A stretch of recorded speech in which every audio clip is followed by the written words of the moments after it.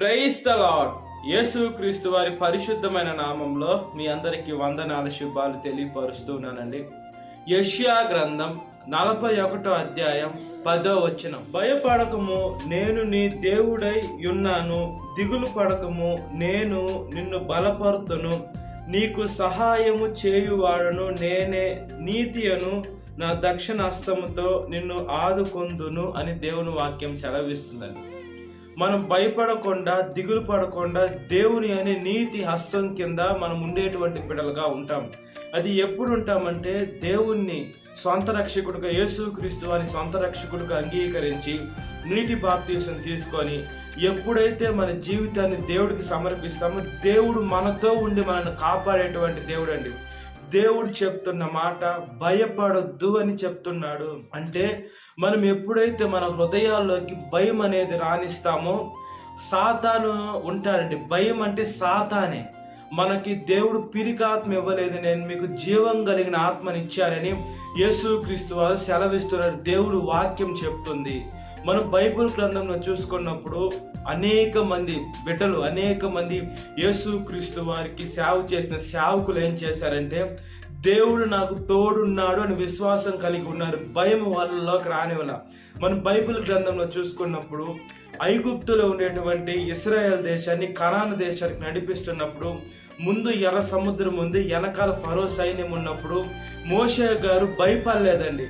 ఓయమ్మ, ముందు చూస్తే ఎర్ర సముద్రం ఉంది, వెనకాల చూస్తే సైన్యం వస్తుంది, ఏం చేయాలని అతను వణికిపోలేదు. కానీ అతను ధైర్యంగా నా దేవుడు నాకు సహాయం చేస్తాడని విశ్వాసంగా, ధైర్యం కలిగిన ఆత్మతో ప్రార్థన చేశారు. కాబట్టి ఎర్ర సముద్రం పాయలు అయిపోయి ఆరిన నేల మీద ఇశ్రాయేలు నడిపించారు. శత్రువుల్ని ముంచివేశారండి. దానియేలు గాని సింహపు బోన్లో వేసినప్పుడు కూడా దానియేలు గారు భయపడి, నేను ప్రార్థన చేయను, నేను మీరు చెప్పినట్టే వింటానంటే ఆయన సింహం బోన్లో వేయరు. ఆయన ఎప్పుడైతే పడేసినా పర్వాలేదు, నా దేవుడి కోసము ప్రాణాలు పెడతారని ధైర్యం ఆయనకుంది. కాబట్టి ఆయన ధైర్యము, దేవుని మీద ఉండే విశ్వాసం ఆయన కాపాడింది. షడ్రకు, మేషకు, అబేద్నెగోను మనం చూసుకున్నప్పుడు, నా ప్రతిమకు మొక్కితే నేను మిమ్మల్ని అగ్నిగుండంలో వేయను అని రాజు చెప్పినప్పుడు, వాళ్ళు మొక్కునుంటే భయపడి, అంటే అగ్నిగుండంలో వేస్తే మేము చనిపోతాం కాబట్టి మేము మొక్కుతాం, దేవుడికి తెలుసులే మా హృదయం ఏందని మొక్కునుంటే, వాళ్ళు బహుశా ఇప్పుడు అగ్నిగుండం నుంచి కాపాడబరు, అంటే అగ్నిగుండంలోకి వెళ్ళరు. వాళ్ళ పేర్లు కూడా బైబిల్లో ఉండవండి. అలాంటిది వాళ్ళు భయపడల. దేవుని ఆత్మ మాకు తోడుగా ఉంది, మేము చనిపోయినా దేవుడి దగ్గరికి వెళ్తాం, దేవుడు కాపాడుతాడని వాళ్ళకు విశ్వాసం ఉన్నది. ఈ లోకంలోనే దేవుడు అద్భుతంగా వాళ్ళని కాపాడారండి. అంటే మనలోకి ఎప్పుడైతే భయం వస్తుందో, పిరికాత్మ ఎప్పుడైతే వస్తుందో, మనము చాలా ఇబ్బందికి లోనవుతాం, శ్రమలకి లోనవుతాం, బాధకు లోనవుతాం, కష్టానికి లోనవుతాం. కాబట్టి మన ఫోకస్ అంతా దేవుని వైపే పెట్టాలి. మన చూపులు ఎలా ఉండాలి, మన మాట తీరు ఎలా ఉండాలి, మన జీవితం ఎలా ఉండాలి, మన హృదయం ఎలా ఉండాలి, యేసుక్రీస్తు వారు మనల్ని ఎలా నియమించాడు, యేసుక్రీస్తు వారి మనసు ఎలా ఉంది, మనం ఆయన బిడ్డలాగా ఎలా మన మనసుని మలుచుకోవాలి. ఈ లోకంలో సాతాను అనేక రోగం పెట్టి భయపిస్తూ ఉంటాడు. ఆ రోగము ఎలా భయపిస్తారంటే, నీ ప్రాణాలు పోతాయి. నువ్వు నమ్ముకున్న దేవుడు నిజమైన దేవుడు అయితే నీకు అసలు ఈ రోగం రానివ్వకూడదే కదా, నువ్వు ఇంతగా దేవుని సేవ చేస్తున్నావు, నీకెందుకు ఈ శ్రమని మనల్ని సాతాను అధైర్యపరుస్తూ ఉంటుంది. కొన్నిసార్లు భయపెడుతూ పిరికి ఆత్మలోకి నడిపిస్తూ ఉంటుంది, పిరికి మనస్తత్వంలోకి నడిపిస్తూ ఉంటుంది. ఎప్పుడైతే ఆ ఆలోచన కలిగి ఉంటే చాలా శ్రమలకు లోనవుతాం, చాలా బాధకు లోనవుతాం, చాలా కష్టాలకు లోనవుతాం, చాలా ఇబ్బందులకు లోనవుతాం. కాబట్టి మనం దేనికి భయపడకూడదండి, దేనికి బెదరకూడదు, దేనికి మనం చింతించకూడదు. మన ఫోకస్ ఒకటే ఉండాలి, మన యేసుక్రీస్తు వారే మన ముందు ఉన్నారు. ఆయన ఎలా ఏ మార్గంలో నడుస్తున్నాడో మనం అదే మార్గంలో నడిచేటువంటి బిడలుగా ఉండాలి. ఏమంటే ఈ లోకంలో మన తండ్రి ఉన్నాడు, మన తండ్రి ఒక దగ్గరికి వెళ్తున్నాడు, మనం ఆయనతోనే వెళ్ళాలి. ఏమంటే మన తండ్రికి తెలిసినంతగా మనకు తెలియదు.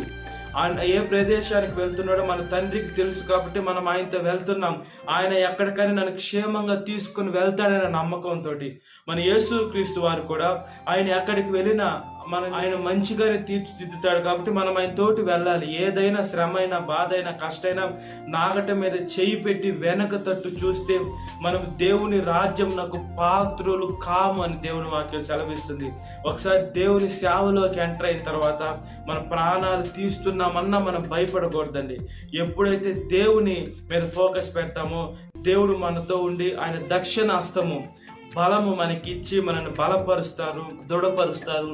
ఈ లోకంలో మనం ఎటువైపు వెళ్ళిన అనేక మంది మనుషుల్ని మింగి వేస్తుంది, చనిపోతున్నారు. మనం ఇంకా సజీవ లేఖలో ఉన్నామంటే, ఇంకా ఆరోగ్యంగా ఉన్నామంటే, ఇంకా మన పనులు మన చేతులతో మన కాళ్ళతో పనులు చేసుకుంటున్నామంటే యేసుక్రీస్తు వారి కృప ద్వారానే మనం ఇంకా సజీవ లెక్కలో ఉన్నాం. మనకి ఎటువంటి అనారోగ్యం రాలా, మనకి ఎటువంటి అవయవ లోపాలు రాలా, మన చూపు కరెక్ట్గా ఉంది, మన మాట తీరు కరెక్ట్గా ఉంది, మన వినికిడి కరెక్ట్గా ఉంది, మన ఆరోగ్యం కరెక్ట్గా ఉంది. ఇవన్నీ ఎవరి ద్వారా కలుగుతున్నాయి? యేసుక్రీస్తు ద్వారా కలుగుతున్నాయి. కాబట్టి మనం ఎన్నిసార్లు కృతజ్ఞతలు చెల్లించినా తక్కువే. కాబట్టి మనం పిరికాత్మను వదిలేసి భయపడకుండా ధైర్యంగా, నిబ్బరం కలిగి ధైర్యంగా యేసుక్రీస్తు వారి మార్గంలో మనము నడిచినట్లుగా ప్రార్థన. మహాపరిశుద్ధాత్మదేవ, మా ప్రియ పరలోకమందున్న తండ్రి, మీకు స్తోత్రం చెల్లిస్తున్నామయ్యా. మేము భయపడాల్సిన అవసరం లేదు, దిగులు పడాల్సిన అవసరం లేదయ్యా, మేము చింతించాల్సిన అవసరం లేదయ్యా. ఒక జ్ఞాపకం చేసుకోండి అయ్యా, మా ఫోకస్ ఒకటే ఉండాలి. యేసుక్రీస్తు వారి మీద మా ఫోకస్ ఉండాలి. యేసయ్య మా చూపు, మా కనుదృష్టి అంతా ఎలా ఉన్నారు, మిమ్మల్ని ఒక రోల్ మోడల్గా తీసుకోవాలి. అనేక మంది భక్తులు ఉన్నారు. యేసయ్య అపోస్తలుడైన పౌలు గారు ఒక మాట అన్నారు, నేను క్రీస్తుని పోలి నడుచుకొనిచున్నాను, నన్ను పోలి మీరు నడుచుకొని. అంటే మమ్మల్ని మీరు ఈ లోకంలో ఉండే మనుషులు అనుకోవచ్చు, ఆయన దేవుడు కాబట్టి ఆయన పాపాలన్నీ చేయకుండా ఆయన కాపాడబడ్డారని అనుకోవచ్చు. పౌలు మనిషే కదా. అందుకనే దేవుని వాక్యం కూడా పౌలుని సూచిస్తుంది. అంటే పౌలు తను ఎంత నలగొట్టుకున్నాడు. మేము కూడా పాపం అనేది రాకుండా, భయం అనేది రాకుండా, భీతి అనేది రాకుండా, ఈ లోకంలో శరీరాశ, నేత్రాశ, జీవడము, కోపము, ద్వేషము, కుట్ర, మత్సరము, ఏదైతే చెడ్డ బుద్ధులు ఉన్నాయో అవన్నీ రాకుండా యేసయ్య ప్రతిరోజు ప్రతి క్షణము మా జీవితాన్ని ఫిల్టర్ చేసుకునే మంచి మనసును దయచేయండి. మంచిగా వేసి ఆలోచించే శక్తిని దయచేయండి. నా దేవుడు ఏమై ఉన్నాడు, నా దేవుని కృప ఏంటి, నా దేవుడికి నేను ఎలా ఉపయోగపడతాను, ఆయన సేవలో ఎలా ముందుకు కొనసాగాల, ఆత్మని ఎలా రక్షించాలా, ఆయన దక్షిణ హస్తం మనకు తోడుగా ఉంది కదా. మనం దేనికి భయపడాల్సిన అవసరం లేదు, దిగులు పడాల్సిన అవసరం లేదు. నిర్భరం కలిగి ముందుకు కొనసాగుతూ వెళ్ళిపోవాలని ధైర్యాన్ని, ఆ కృపను మాకు దయచేసినందుకు స్తోత్రం చెల్లిస్తున్నానయ్యా. ప్రతి ఒక్క యవనస్తురాల్ని కాపాడండి. ఆ సాతాను వాళ్ళనే భయపెడుతుందయ్యా. ఆ సాతాను వాళ్ళని డ్రగ్స్కి అలవాటు అయిపోతున్నారయ్యా. ఈ లోకంలో ఉన్నటువంటి పాపానికి అలవాటైతే, వ్యసనాలకు అలవాటు అయిపోతూ వాళ్ళ జీవితాన్ని పాడు చేసుకుంటున్నారు. అలాంటి బిడ్డని జ్ఞాపకం చేసుకోమని, మంచి ఆరోగ్యం దయచేయమని, యవన వయసులో మీ కాడి మోసే మంచి మనసును దయచేయమని అడుగుచున్నాను. సాతాను శోధన ప్రతి ఒక్క బిడ్డను విడుదల దయచేయండి. ఈ వాక్యం వింటున్న ప్రతి ఒక్క బిడ్డని పేరు పేరు జ్ఞాపకం చేసుకోండి. ఈ దినకాలపు దేవునితో నింపమని నజరేయుడైన యేసుక్రీస్తు వారి పరిశుద్ధమైన నామంలో మిక్కిలి వినం తలుచున్నాను నా పరలోకమందున్న తండ్రి. Amen. Praise the Lord. God bless you. Have a great day.